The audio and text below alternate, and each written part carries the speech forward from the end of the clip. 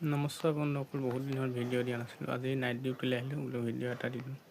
এইখিনি মাটি গোটেই টিপাৰত উঠাব লাগে। এক টিপাৰ লৈ গ'ল, কাৰণ বিল্ডিঙৰ ফাৰ্নিচাৰৰ গাঁত খনা হৈ আছিলে। সেই ইটাত খনা হৈ আছিলে। মাটিখিনি গোটেইখিনি ছাইড কৰিব লাগিব। জেগাটো বিৰাট শ্বৰ্ট জেগা, যেন তেনে টিপাৰখিনি ঘূৰাইছে।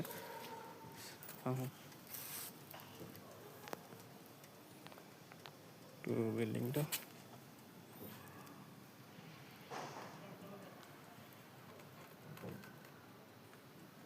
ৰাতিটো কাম কৰিব লাগিব ইয়াত।